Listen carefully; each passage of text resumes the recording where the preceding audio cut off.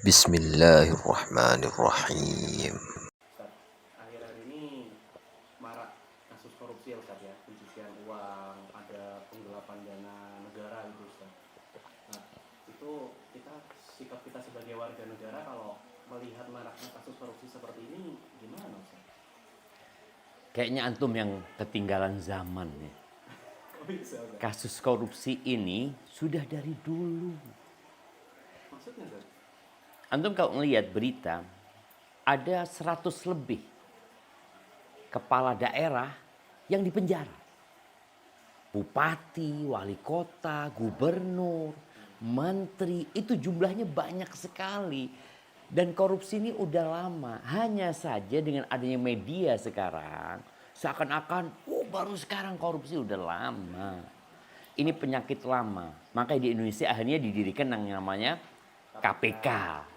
Itu untuk menghadapi kasus seperti ini. Apa sikap kita? Kata Nabi alaihi salatu wassalam, likulli ummatin fitnah, wa fitnatu ummati al-mal. Semua umat itu ada godaannya, ada fitnahnya. Dan fitnah umatku itu harta. Ini bicara fitnah. Itu ujian dari Allah subhanahu wa ta'ala. Pernah Nabi SAW ngobrol sama para sahabatnya. Beliau mengatakan kepada mereka, Kaifa antum idza futihat alaikum Faris wa Rum. Bagaimana sikap kalian apabila Persia dan Romawi itu ditaklukkan? Di mana akan ada harta yang berlimpah ruah. Itu godaan. Godaan tuh. Benar tuh. Kata Abdurrahman bin Auf, nakunu kama qala Allah.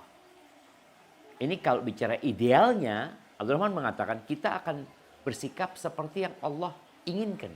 Seperti yang Allah telah perintahkan. Itu kan idealnya kayak gitu. Ya begitu. Dan semua orang insya Allah kepingin kayak gitu loh. Tapi kata Nabi SAW, awa ghaira dhalik.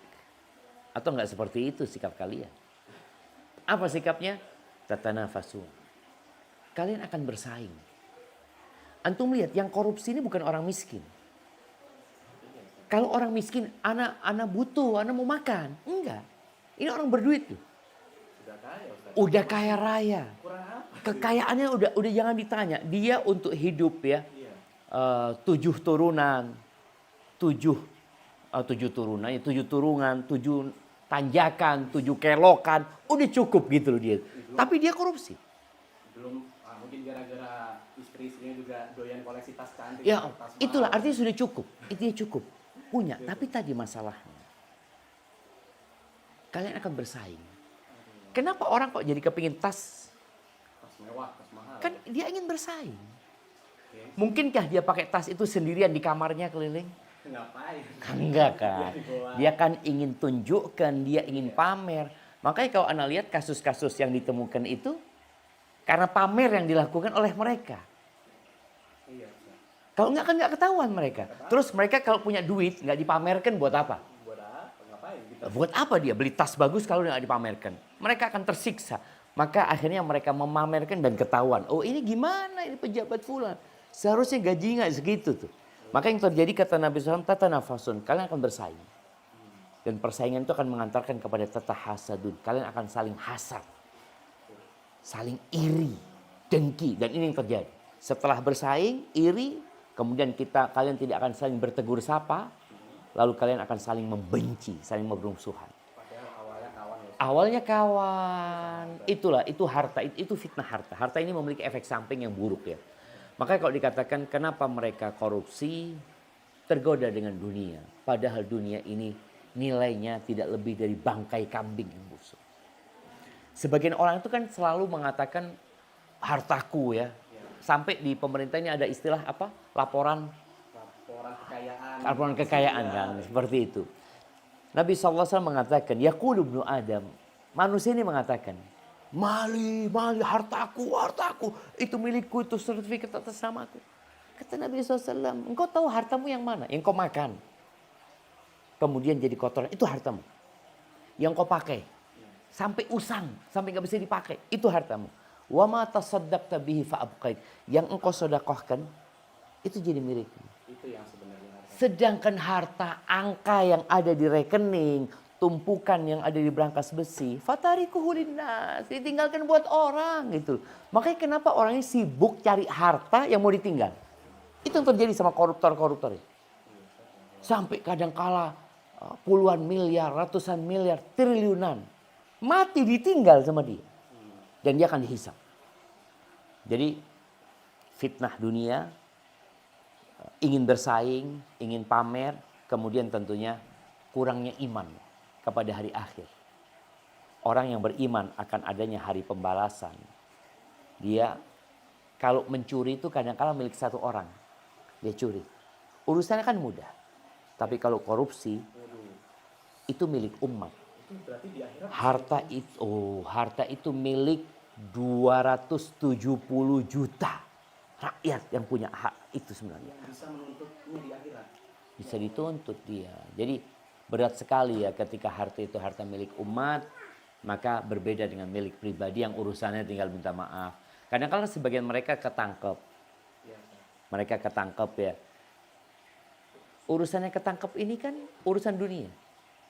Tapi dia tobat nggak sama Allah? Ada konsekuensi akhirat. Ada konsekuensi akhirat. Kalau hukum dunia cuma 3 tahun, 5 tahun, mau seumur hidup. Sehari di akhirat itu seperti 1000 tahun dalam hitungan manusia.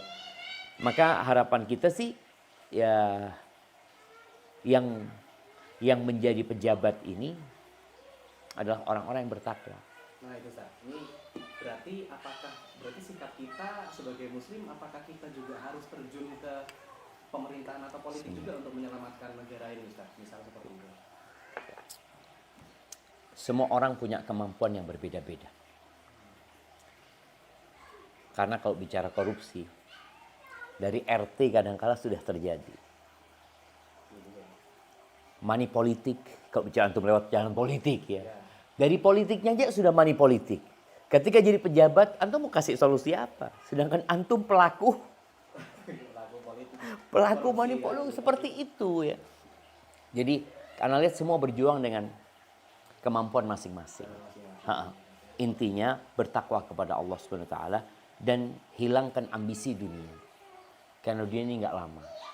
Seorang ustadz pun, jangan bicara politikus, seorang ustadz pun ketika ambisinya dunia rusak dia. Agamanya jadi rusak gitu. Ketika yang dicari dunia. Maka kembali kepada apa ambisimu, apa yang kau cari, kemudian cari jalan yang kau memang mampu. Ada seorang yang mampu memperbaiki dengan doa. Engkau doa. Kalau cuma mengkritisi, ngomong kayak kita ngomongin gitu kan. Kira-kira berubah nggak mereka? Enggak juga gitu. Engkau berdoa. Yang kedua, mendoakan pemimpin ya. Kemudian yang kedua, mendidik yang bisa kita didik, anak-anak kita. Ini yang bisa kita didik bagaimana mereka suatu hari kalau mereka mendapatkan satu amanat, mereka tidak seperti yang kita lihat. Jadi kerjakan yang bisa antum kerjakan. Itu yang perlu kita lakukan. Menjadi yang terbaik di posisi yang ada kita. Yang ada betul. Seperti itu insya Allah. Insya Allah harapannya ya kita berharap negeri ini jadi lebih baik ya. Seperti karena kita capek dengan berita itu. Tapi kalau Anda lihat, kalau antum mengatakan baru viral, aduh min zaman dari dulu itu. Barakallahu fikum Ustaz. Hayakumullah.